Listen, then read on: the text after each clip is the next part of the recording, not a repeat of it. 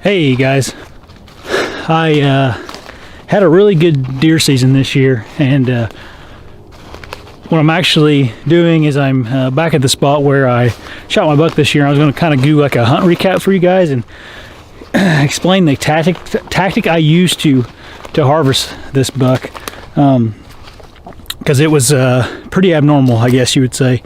Actually, November 23rd was a Saturday. It was raining. We had a northeast wind, and when I say raining, I mean like pouring down rain to where most people would not even think about going hunting. And I actually snuck up on this deer with my bow and shot him in his bed. So I'm going to take you there and explain exactly how I got that done this year.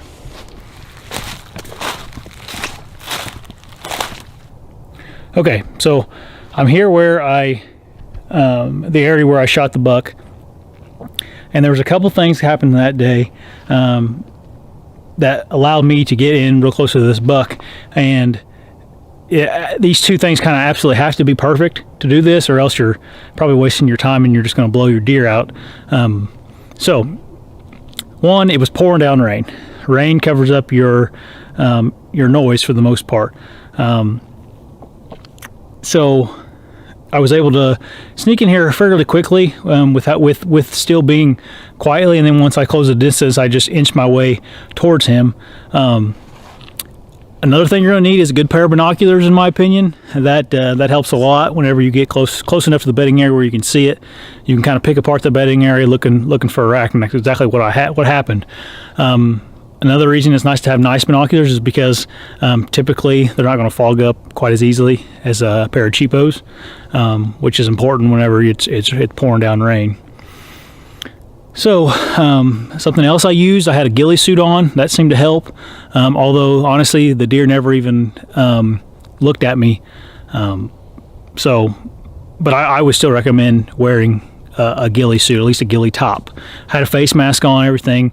Someone asked me, how do I stay dry when I'm doing that in the rain? You don't.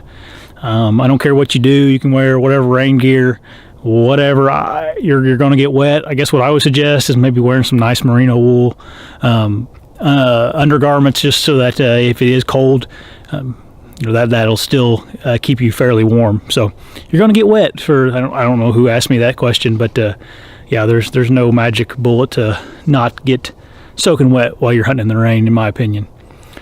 On my Onyx, I had marked a couple places on this piece of public that I felt were good buck bedding areas, and I actually jumped a buck, or I guess a deer, out of this area here in March while I was scouting / shed hunting. We had a northeast wind, which is coming from like this direction here, and the bedding is right here, and you can see this downfall is where the bed is, and I'll show you guys what that buck bed looks like here in a second. You may think you'd want to come in from that direction, since the wind is blowing this way over the bedding area, and that's actually the exact opposite of what you want to do. Because when a buck beds, he's typically going to bed looking downwind with his back, with the wind blowing against his back, so he can see whatever's coming out in front of him and smell whatever's coming from behind him here. And that's exactly what he was doing. He was sitting right inside, on the other side of that deadfall there, and he was looking that direction. The wind was coming straight from the northeast, which is that way.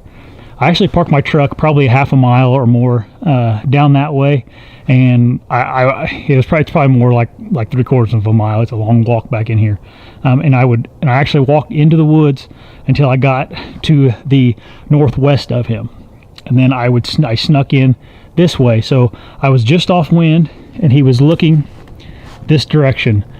I came from the northeast. I came from the northwest. Wind was blowing from the northeast. So that is a very important key to sneaking up on something in its bed, is sneaking in on the just off wind. Do not come from the upwind side of the buck. So I actually probably snuck into 50 yards standing up. just because I could see him plain as day for the most part through my binoculars, and I just took one step at a time, as slow and as quiet as possible. If you think you're going slow, go twice as slow. I knew I had all the time in the world. It was pouring down rain. It was the middle of the day. It was 11 o'clock. He wasn't going anywhere. What ended up happening is I snuck into, I was probably 40 yards from him right now, which is really close to a whitetail, but you got to think, you know, it is pouring down rain, so he had no idea I was here. And at this point, I was on my knees, and from here, I actually got down on all fours, and I kind of did like what they call a 3-point stance, is where you always have 3 points contacting when you're sneaking around. And you just go really slow, one foot at a time, one hand at a time, 1 foot at a time, one hand at a time, and I snuck all the way through here.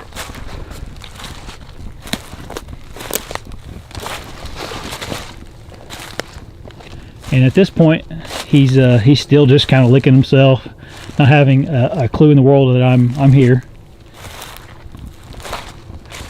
I got to these layovers right here, and like I said, I was on my hands and feet. I got up on my knees, and I just sat here, and I waited. And this is 23 yards from where he was bedded at, and right there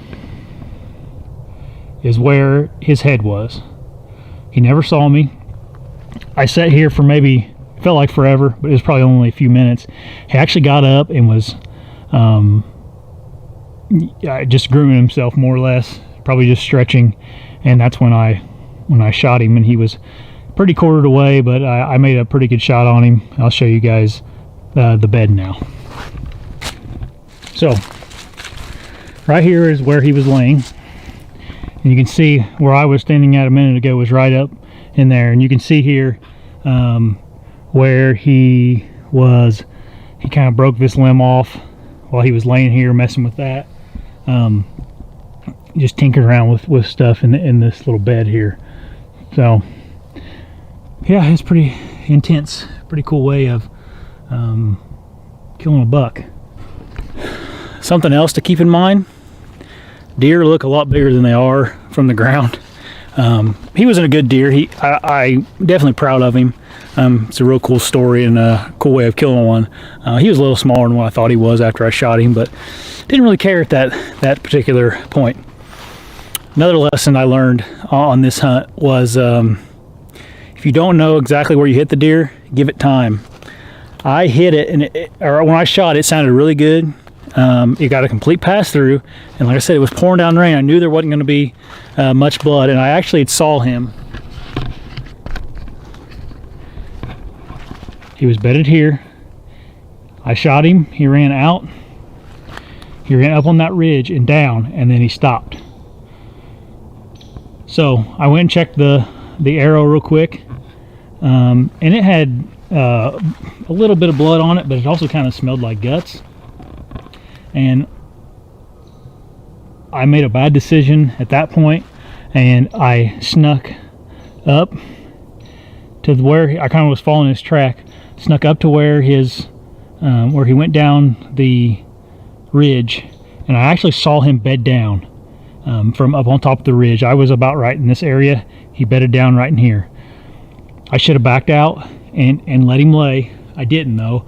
I thought I could sneak around and get a shot at him again, so I came down the ridge and was coming up, and he spotted me while I was doing that. He went pretty conservatively back to the south. He ended up dying maybe 70 yards from that bed pretty quick. I actually had caught, I went in kind of by the back hip and came out right by the opposite front shoulder, so it tore up a lot of good stuff in there. He just didn't quite give him enough time. If I would have waited and not went up on that ridge, he probably would have died in less than 30 minutes. But I jumped him, and he took off. Anyways, we found him though. So yeah, that was my 2019 Indiana buck kill. All right, guys, take it easy, and I'll see you later.